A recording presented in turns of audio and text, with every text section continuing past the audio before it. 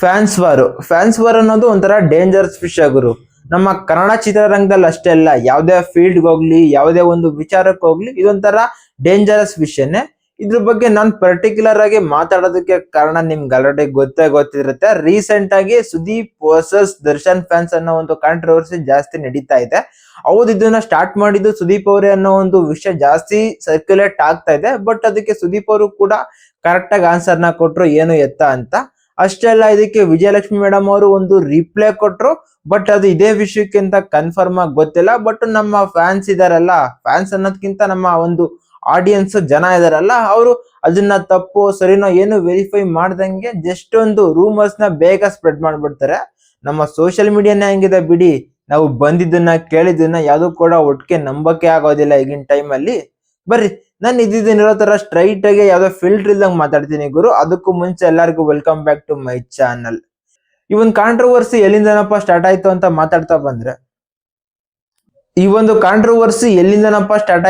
ಮಾತಾಡ್ತಾ ಬಂದ್ರೆ ರೀಸೆಂಟ್ ಆಗಿ ಸುದೀಪ್ ಅವರ ಮಾರ್ಕ್ ಸಿನಿಮಾದ ಒಂದು ಪ್ರೀ ರಿಲೀಸ್ ಇವೆಂಟ್ ಹುಬ್ಬಳ್ಳಿಲಿ ನಡೀತು. ಸುದೀಪ್ ಅವರು ಆಲ್ವೇಸ್ಟ್ ಅಲ್ಲಿ ಏನೇ ಮಾತಾಡಿದ್ರು ಕೂಡ ತುಂಬಾ ಮೆಚ್ಯೂರ್ ಆಗಿ ಮಾತಾಡ್ತಾರೆ. ಅಂತ ಒಬ್ಬ ಪರ್ಸನ್ ಆ ಒಂದು ಪ್ರೀ ರಿಲೀಸ್ ಇವೆಂಟ್ ಅಲ್ಲಿ ನಾನು ಯುದ್ಧಕ್ಕೆ ಸದಾ ಸಿದ್ಧ, ಏನೇ ಒಂದು ತಪ್ಪು ಮಾಡಿದ್ರು ಕೂಡ ನಮ್ಮ ಆರ್ಮಿ ಅಂತ ಮೆನ್ಷನ್ ಮಾಡಿರ್ಲಿಲ್ಲ, ಸಾರಿ, ಪಡೆ ಕಾಯ್ಕೊಂಡಿರುತ್ತೆ ಅಂತ ಹೇಳಿದ್ರು. ಆ ಒಂದು ವಿಷಯನ ಅವರು ದರ್ಶನ್ ಅವರ ಫ್ಯಾನ್ಸ್ಗೆ ಹೇಳ್ತಾ ಇರೋದು ಅನ್ನೋ ಒಂದು ರೀತಿ ಪೋಟ್ರೆ ಆಯ್ತು. ಬಟ್ ಅದು ಯಾವುದೇ ಕೂಡ ಅಷ್ಟು ಸುದ್ದಿ ಮಾಡಿರಲಿಲ್ಲ. ಬಟ್ ರೀಸೆಂಟ್ ಆಗಿ ವಿಜಯಲಕ್ಷ್ಮಿ ಮೇಡಮ್ ಅವರು ಒಂದು ಸ್ಟೇಟ್ಮೆಂಟ್ ಕೊಟ್ರು. ಅದು ಕೂಡ ಇಲ್ಲಿ ಡೆವಿಲ್ ನ ಒಂದು ಪ್ರೆಸ್ ಮೀಟ್ ಅಲ್ಲಿ ಅವರು ಒಂದು ಮಾತನ್ನ ಆಡಿದ್ರು. ದರ್ಶನ್ ಅವರು ಹೊರಗಡೆ ಇದ್ದಾಗ ಅವ್ರ ಬಗ್ಗೆ ಒಬ್ರು ಮಾತಾಡೋದಿಲ್ಲ, ಬಟ್ ಅವ್ರ ಒಳಗಡೆ ಹೋದ್ರೆ ಎಲ್ಲರೂ ಕೂಡ ಅವ್ರ ಬಗ್ಗೆ, ಅವರ ಫ್ಯಾನ್ಸ್ ಬಗ್ಗೆ ತುಂಬಾ ಮಾತಾಡ್ತಾರೆ.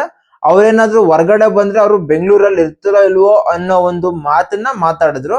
ಅದು ಯಾರಿಗೆ ಅಂತ ಅವರು ಪರ್ಟಿಕ್ಯುಲರ್ ಆಗಿ ಹೇಳಲಿಲ್ಲ. ಬಟ್ ನಮ್ಮ ಜನ ಸುಮ್ನಿರ್ಬೇಕಲ್ಲ, ಇದನ್ನ ಹೇಳಿರೋದು ಕಿಚ್ಚ ಸುದೀಪ್ ಅವ್ರು ಏನ್ ಕೊಡ್ತಾರೋ ಇವಾಗ ರಿಪ್ಲೈ ಅನ್ನೋ ತರ ಕಾಯ್ಕೊಂಡಿದ್ರು. ಹೌದು, ಅವರು ಕಿಚ್ಚ ಸುದೀಪ್ ಅವ್ರಿಗೆ ಹೇಳಿರ್ಬೋದೇನೋ ಗೊತ್ತಿಲ್ಲ, ಬಟ್ ಅವ್ರು ಕನ್ಫರ್ಮ್ ಮಾಡಿಲ್ಲ.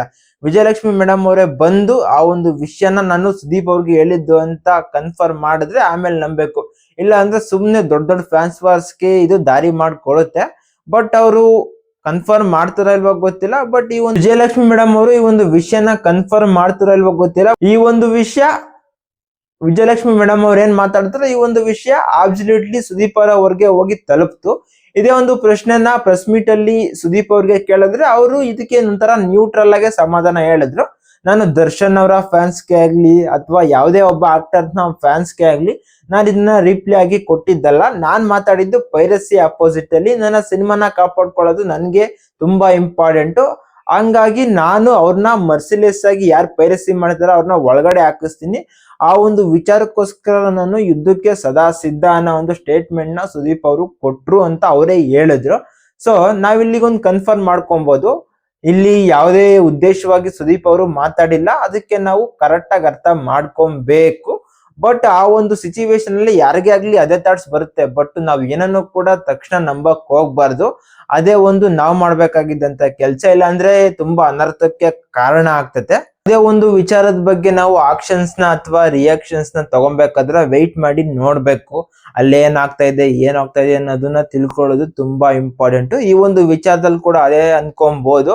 ಬಟ್ ವಿಜಯಲಕ್ಷ್ಮಿ ಮೇಡಮ್ ಅವರು ಒಂದು ಕನ್ಫರ್ಮ್ ಮಾಡ್ಬಿಟ್ರೆ ನಾನು ಸುದೀಪ್ ಅವ್ರಿಗೂ ಹೇಳಿದ್ದು ಅಥವಾ ಬೇರೆಯವ್ರಿಗೂ ಅಂತ ಈ ಒಂದು ವಿಷಯಕ್ಕೆ ಒಂದು ಪರ್ದೆ ಬೀಳುತ್ತೆ ಅಂತ ಕಾಣುತ್ತೆ. ಲೆಟ್ಸ್ ಸಿ ಅವ್ರೇನ್ ಮಾಡ್ತಾರೆ ಅಂತ. ಒಂದಂತೂ ನಿಜ ಗುರು, ನಾವು ಸೋಷಿಯಲ್ ಮೀಡಿಯಾದಲ್ಲಿ ಯಾರ ಬಗ್ಗೆ ಏನೇ ನೋಡಿದ್ರು ಏನೇ ಕೇಳಿದ್ರು ತಕ್ಷಣ ನಂಬೋಕ್ ಹೋಗ್ಬಾರ್ದು. ಅದಕ್ಕೆ ಅರ್ಥ 101 ಇರ್ತವೆ. ಸ್ವಲ್ಪ ಯೋಚನೆ ಮಾಡಿ ನಾವು ನಿರ್ಧಾರ ತಗೊಳ್ಳೋದು ತುಂಬಾ ಇಂಪಾರ್ಟೆಂಟ್. ಅಷ್ಟೇ ಅಲ್ಲ, ಇಂಥ ಟೈಮಲ್ಲಿ ನಾವು ಬರ್ತಿರೋ ಸಿನಿಮಾಗಳಿಗೆ ಸಪೋರ್ಟ್ ಮಾಡೋಣ. ಇವ್ರ ಸಿನಿಮಾ ಅವ್ರ ಸಿನಿಮಾ ಅಂತ ನೋಡೋದಕ್ಕಿಂತ ಅವು ನಮ್ಮ ಕನ್ನಡದ ಸಿನಿಮಾಗಳಂತ ನಾವು ಮುಂದಕ್ಕೆ ನೋಡ್ತಾ ಹೋಗೋಣ. ಯಾಕಂದ್ರೆ ಇಂಥ ಟೈಮಲ್ಲಿ ಪ್ರತಿಯೊಬ್ಬರ ಸಪೋರ್ಟ್ ನಮ್ಮ ಸಿನಿಮಾಗೆ ಬೇಕು. ನಮ್ಮ ಸಿನಿಮಾಗೆ ಒಂದೊಳ್ಳೆ ಮಾರ್ಕೆಟ್ ನ ಆಲ್ರೆಡಿ ಸೃಷ್ಟಿ ಮಾಡಿದ್ದಾರೆ. ಅದನ್ನ ಉಳಿಸ್ಕೊಂಡು ಹೋಗುವಂತ ಕೆಲಸ ಮಾಡ್ಕೊಂಡ್ರೆ ತುಂಬಾ ಒಳ್ಳೇದು ಎಲ್ಲಾರ್ಗು ಕೂಡ. ಈಗ ದರ್ಶನ್ ಅವರು ಏನ್ ಪ್ರಾಬ್ಲಮ್ ಅಲ್ಲಿ ಸಿಕ್ಕಾಕೊಂಡಿದ್ದಾರೆ, ಅವರು ಅದರಿಂದ 45 ಸಿನಿಮಾನು ಕೂಡ ಬ್ಲಾಕ್ ಬಾಸ್ಟರ್ ಆಗ್ಲಿ. ಇದಾಗಿತ್ತು ಗೈಸ್ ನನ್ನ ಒಂದು ಮಾತನ್ನ ಹೇಳ್ತಾರಲ್ಲ, ಪ್ರತ್ಯಕ್ಷ ಕಂಡ್ರು ಪ್ರಮಾಣಿಸಿ ನೋಡು ಅಂತ. ಅದು ತುಂಬಾ ಇಂಪಾರ್ಟೆಂಟ್ ಗುರು. ನಾವೇನೇ ನೋಡಿದ್ರು ಏನೇ ಕೇಳಿದ್ರು ತಕ್ಷಣ ಮಾತ್ರ ನಂಬಕ್ ಹೋಗ್ಬಾರ್ದು. ಟೈಮಲ್ಲಿ ನಾವು ಕನ್ನಡ ಸಿನಿಮಾನ ಏನ್ ನೋಡ್ಬೇಕು ಅದು ನೋಡೋಣ.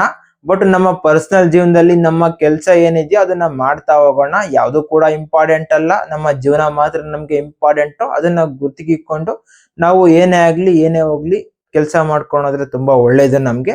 ಇದಾಗಿತ್ತು ನನ್ನ ಒಂದು ಮಾತು. ಮತ್ತೆ ಮತ್ತೆ ನಾನು ನಿಮ್ಗೆ ಸಿಗ್ತಾ ಇರ್ತೀನಿ. ಬಾಯ್.